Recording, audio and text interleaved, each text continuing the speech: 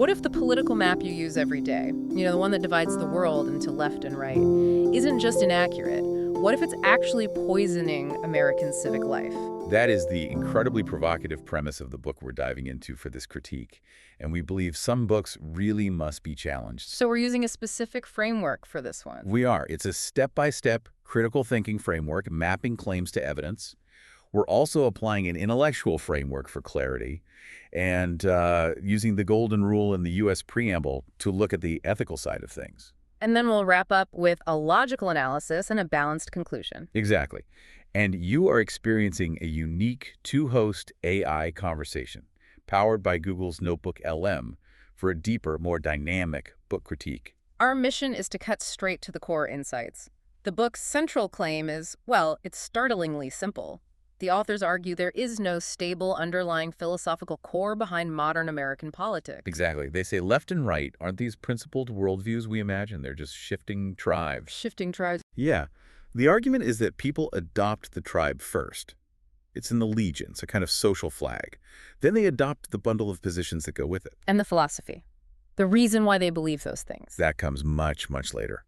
They invent a rationalizing story to make it all sound coherent after the fact. And they have a name for the belief most of us hold, right? The idea that there is a deep principle there. They do.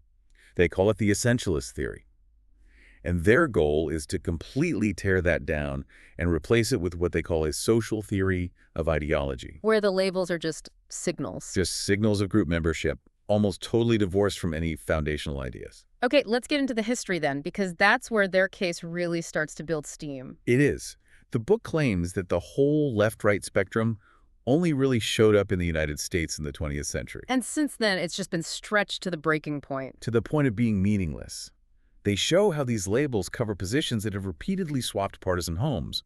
I mean, think about it. Free trade versus protectionism. A classic example. That used to be a core Republican position. Yeah. Now, depending on the decade, it can swing Democrat or populist Republican. Or even federal power. Right. It was once the Democrats who championed states' rights while conservatives built up the federal machine.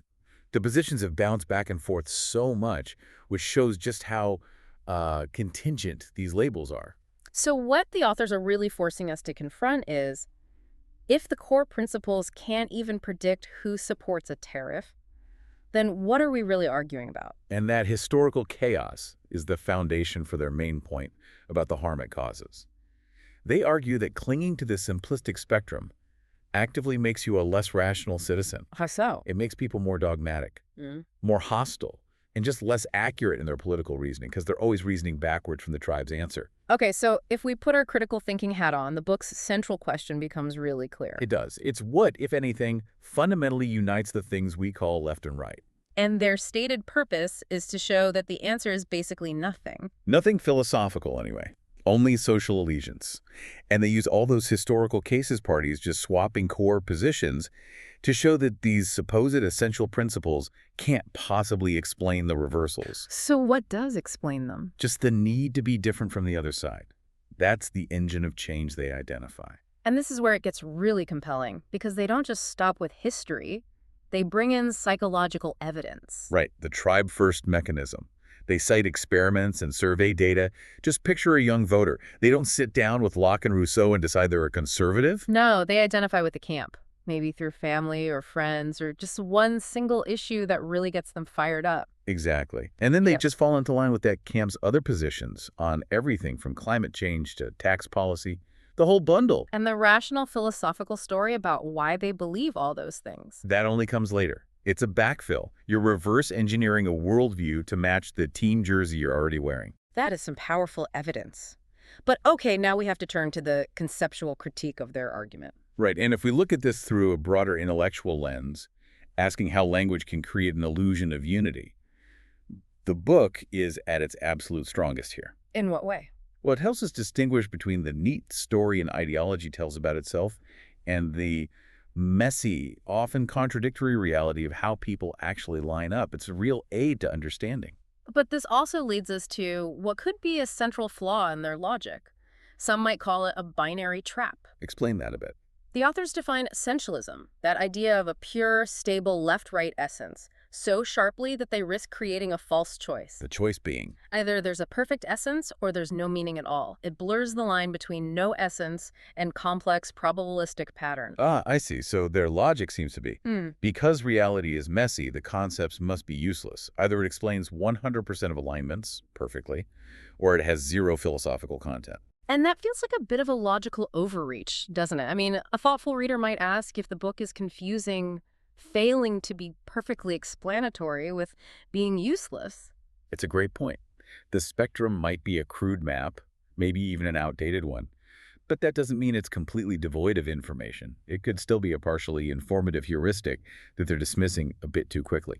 And this brings up the balance of their evidence. They lean so heavily on examples of reversal and hypocrisy. Which is important to do. Absolutely. But they spend less time on cases where certain value clusters do seem to genuinely travel together over long periods. Can you give an example of what you mean by that? Sure. Think about general attitudes toward hierarchy versus equality, or authority versus liberty. Okay. You can often find statistical regularities there. People who favor stricter social hierarchies also tend to favor traditional institutions. People who favor radical economic equality tend to support sweeping social reforms. And those beat value orientations seem to stick together, even if the party labels on top of them occasionally swap positions on specific issues like trade. Exactly. The book doesn't fully grapple with the possibility that these underlying moral clusters exist, and that the labels, however imperfectly, are at least trying to map onto them. So that's a crucial distinction. The spectrum might not be a philosophy, but maybe an imperfect description of two competing human tendencies. Which would still make it meaningful. Now let's shift to the ethical stakes, because this is really where the book's argument hits home in our current civic life. I agree. The authors argue that this left-right myth directly fosters a kind of moral absolutism, an us versus them mentality. And you can see how corrosive that is instantly. If our side is justice and their side is oppression, then compromise isn't a good thing. It feels like betrayal. It feels like surrender. Why would you ever negotiate with pure evil? This dynamic is a direct violation of the Golden Rule. It pushes citizens to caricature outgroups in ways they would never, ever want applied to themselves. Right. When you just slap a hateful label on an opponent, you give yourself permission to stop listening to their actual concerns. And this mindset completely clashes with the U.S. preamble's goals of a more perfect union and domestic tranquility. It reframes our entire political system as tribal warfare. Instead of shared problem solving. That polarization is the real-world consequence of accepting the myth.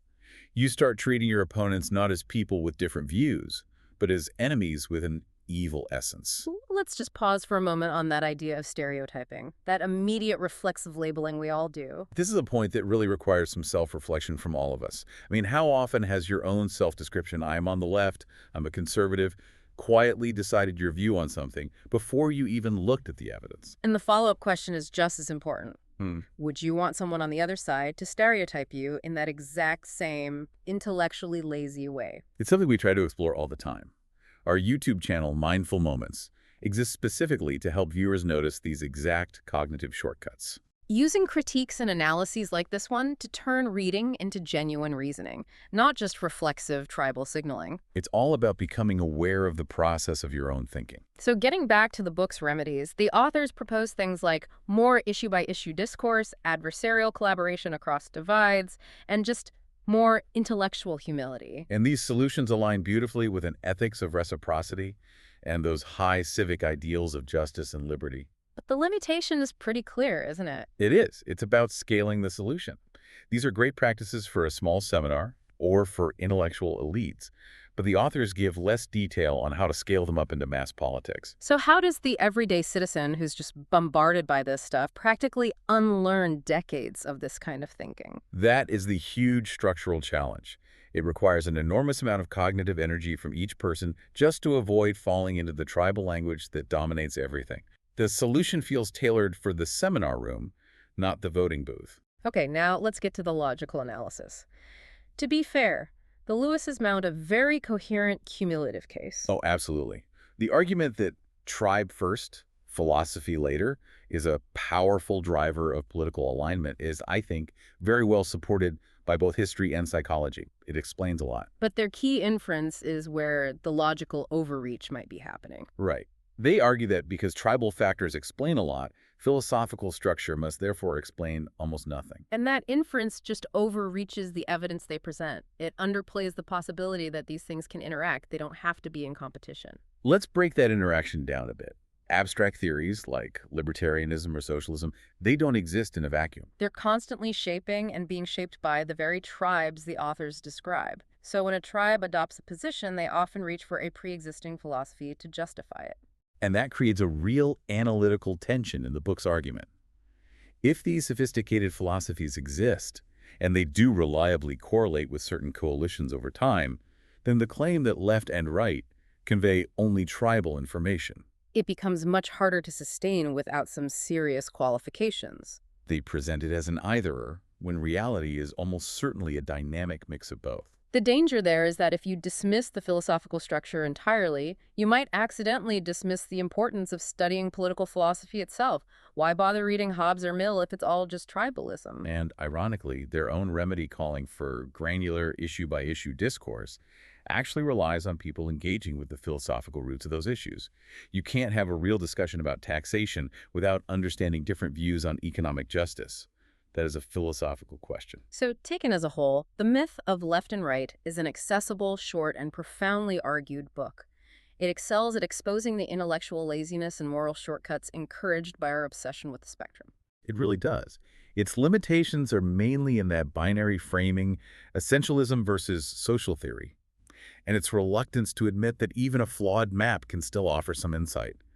But those tensions are what make it such a great text for critical thinkers. So for you, the listener, who's trying to think more rationally about politics, the book's biggest value is as a prompt. It encourages you to stop relying on team labels and start describing your beliefs in concrete terms. Ask yourself, what do I actually think about taxation, about policing, about immigration? An approach that aligns perfectly with the need for clarity and precision, qualities that are so urgently needed right now. And this critique we've just done draws on a structured framework. It integrates contemporary critical thinking, classical intellectual traditions, and ethical tests rooted in reciprocity and constitutional ideals. All adapted to evaluate how nonfiction books shape not just our reasoning, but also our civic character. Exactly. We treat every book not just as an argument, but as an intervention in our moral imagination, constantly asking if its claims are clear, well-evidenced, coherent, and if they foster rational citizenship. To keep exploring how this book's arguments play out across history, psychology, and current events, click the link on screen for the in-depth book analysis. Then subscribe, share, purchase via link, and think rationally. See the many genre-based book podcasts at Mindful Moments. Subscribe and nourish your mind on the go.